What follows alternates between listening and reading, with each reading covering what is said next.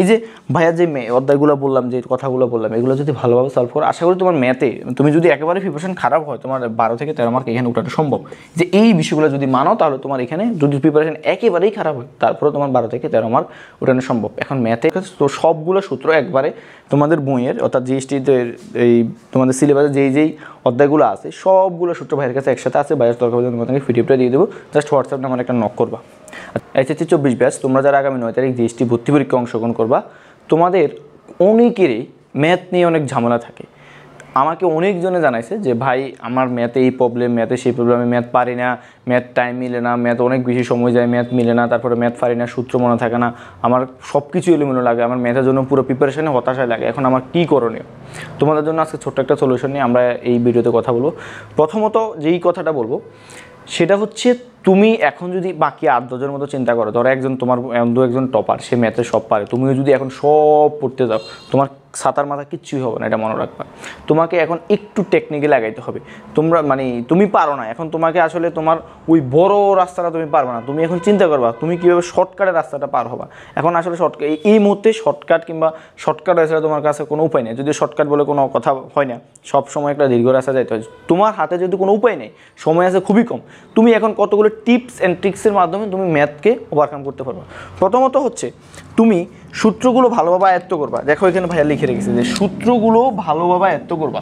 সূত্রগুলো খুবই ভালোভাবে আয়ত্ত করবা, মানে একটা সূত্র অনেকবার লিখবা, যত সূত্র আছে।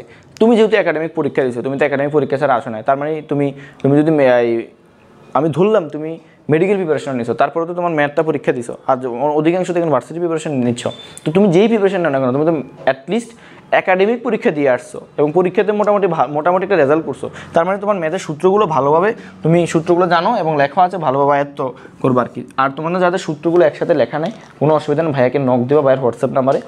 তো আমি হোয়াটসঅ্যাপ নাম্বার তোমাদেরকে আমার ডেসক্রিপশন বক্সে দিয়ে দিব। আমি তোমাদের হোয়াটসঅ্যাপ নাম্বারটা আমি লিখে দিচ্ছি, তারপরও 018300532। তোমরা যাদের সূত্র নিয়ে সূত্র গোছানো নাই, ম্যাথ প্রিপারেশন খারাপ, ম্যাথ নিয়ে হতাশ, তোমরা সূত্রের জন্য ভাইয়াকে এই নাম্বারে হোয়াটসঅ্যাপে নক দেবা, শেষ।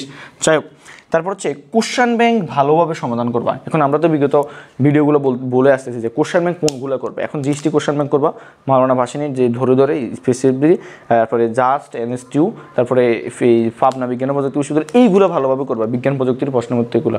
এখন অন্য এই যে লাস্ট মুহূর্তে এখন অন্য বিশ্ববিদ্যালয়ের প্রশ্ন ব্যাংক সলভ করার তোমার মধ্যে সময় নেই, ওগুলো ভালোভাবে সলভ করা, দেখবা কিছু কমন ম্যাথ পাবা। তুমি যখন একাধিক 3, 4, 5, 6টা অধ্যায় প্রশ্ন ব্যাংক সলভ করে ফেলবা, তুমি দেখবে অনেক কমন ম্যাথ পাবা। দেখবে যে এখানেও আসছে, সেখানে আসছে, মান চেঞ্জ করে আসছে, একই ম্যাথ, একই চেহারা, অনেক রকম, হ্যাঁ, শুধু মান চেঞ্জ করে আসছে। তো এইগুলো করতে করতে তুমি কিন্তু এই মুহূর্তে তোমার এখন এই যে কোশ্চেন ব্যাংকগুলো, জিএসটি সম্পর্কিত যে বিশ্ববিদ্যালয়গুলো আছে, ওগুলো থেকে কোশ্চেন ব্যাংক ভালোভাবে করবা।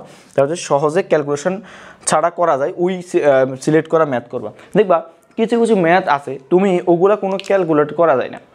ধরো তোমাকে 8 অক্ষের দৈর্ঘ্য বের করতে বললো কোনিক থেকে, কিংবা এই যে কিছু শর্টকাট টেকনিক আছে বিপরীত ত্রিকোণমিতি থেকে, যে tan ইনভার্স 1/3 1/2 1/3 হলে এটা 5/2 বা 5/4 এরকম সামথিং কিছু একটা আছে। তারপরে ধরো আরও অনেকগুলো ম্যাথ আছে যেগুলো তোমার আসলে কী করা লাগে না ভাইয়া, যে প্রশ্ন থেকে উত্তর করা যায়, এইরকম 3-4টা ম্যাথ থাকে। ওগুলো যদি তুমি দিয়ে আসতে পারো অল্প সময়, তাহলে তোমার জন্য একটা প্লাস পয়েন্ট। ওই ম্যাথগুলো ভালোভাবে দেখবে, যে পরীক্ষার তুমি যখন কোশ্চেন ব্যাংক সলভ করা দেখবে ওই রকম কিছু ম্যাথ আছে যেটা ক্যালকুলেশন করা লাগে না, তুমি এটাকে সিলেক্ট করবা, তুমি এটাকে ভালোভাবে তুমি এক কাজ করবা। এই যে কোশ্চেন ব্যাংক যখন সলভ করবা, এই যে 1, 2, 3, 4, 5, তুমি যখন কোশ্চেন ব্যাংক সলভ করবা, যেই ম্যাথটা তোমার কাছে ওইরকম মনে হবে তাকে একটু চিহ্নিত করে রাখবা, যেই ম্যাথটা মনে হবে তাকে একটু চিহ্নিত করে রাখবা, এবং পরীক্ষার আগের দিন রাতে হলেও ওই ম্যাথগুলো একটু দেখে যাবা, যেগুলো কোনো রকম ক্যালকুলেশন করা যায়, আনসার করা যায়, এরকম তুমি ম্যাথ পাবা শিওর, তুমি যদি কোশ্চেন ব্যাংকটা ভালোভাবে সলভ করো। তারপরে হচ্ছে যে অধ্যায়গুলো ভালো করে দেখবা। এখন তোমার কাছে তো শর্ট সিলেবাস, আউট সিলেবাস এগুলো একটা আসতে পারে, আউট সিলেবাস নিয়ে কোনো প্যারা খায় না। সেটা হচ্ছে শর্ট সিলেবাসগুলো ভালো করে পড়লেই তোমার অধিকাংশ কমন পড়ে যাবে। আর প্রথমত যে এখানে যে অধ্যায়গুলো ভালো করে দেখবা সেটা হচ্ছে অন্তরীকরণ। অন্তরীকরণ থেকে 3 থেকে 4টা ম্যাথ থাকবেই, তো অন্তরীকরণটা একটু ভালো করে দেখবা। কোশ্চেন ব্যাংকগুলো হচ্ছে কণিক। এখন কণিকের তো অনেক বড় একটা অধ্যায়, কণিক কী করবো? কণিক পরাবৃত্ত, উপবৃত্ত অধিবৃত্ততে এক, সূত্রগুলো একটু কণিকের আসলে তুমি যদি সূত্র পারো, কণিকের সূত্র পারলে তোমার এখানে কণিকের 70% ম্যাথ শেষ। তুমি বিশ্বাস করো কিনা আমি জানি না।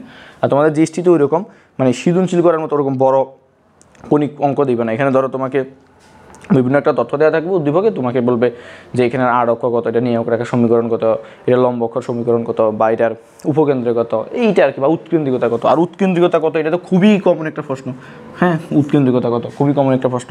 তারপর হচ্ছে বিপরীত ত্রিকোণমিতি।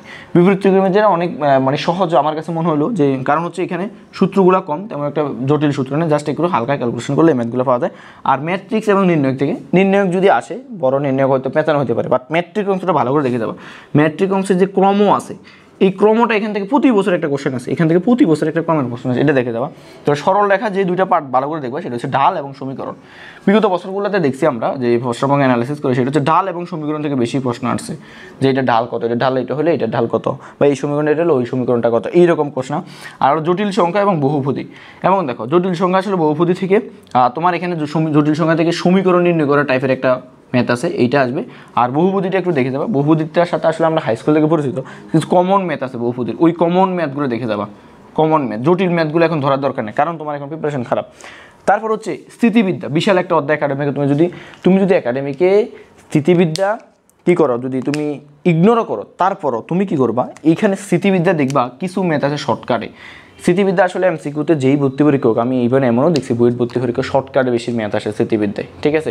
দুইটি বল যদি সমান হয়, মধ্যবর্তী কোণ যদি এত হয়, তাহলে তার লব্ধি কত হবে, কিংবা যে কোনো একটা বল যদি লব্ধির সমান হয়, তখন লব্ধি এই যে থিটা কত হবে, এইরকম টাইপের ম্যাথগুলো আসে। এর তাহলে স্থিতিবিদ্যার শর্টকাট ম্যাথগুলো আছে, শর্টকাট ম্যাথগুলো করবা, বড় বড় ম্যাথগুলো করার কোনো দরকার নাই। তারপর হচ্ছে গতিবিদ্যা। এখন দেখো গতিবিদ্যাটা আসলে এখানে তুমি গতিবিদ্যার এখানে বেশি কিছু করবে না, তুমি গতিবিদ্যার ভালো করে সূত্রগুলো করে দেবা।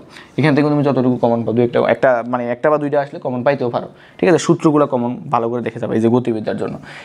12 থেকে 13 মার্ক কিন্তু তোমার প্রিপারেশন খারাপ হলে ভালো একটা মার্ক, প্রিপারেশন খারাপ হওয়া সত্ত্বেও, ঠিক আছে। তাহলে এই বিষয়গুলো মেনে চলো, আশা করি ভালো একটা মানে কি আউটপুট তুমি পাবা আর কি, ঠিক আছে। তো সবাই ভালো থাকো, সুস্থ থাকো, ভালো করে পড়াশোনা করো। এই মুহূর্তে কোনোভাবেই মানে পথভ্রষ্ট হওয়া যাবে না, ফোকাস একদম পড়াশোনায় ফোকাস, অন্যদিকে যাওয়া যাবে না, ঠিক আছে। সবাই ভালো থাকো, সুস্থ থাকো, ধন্যবাদ সবাইকে।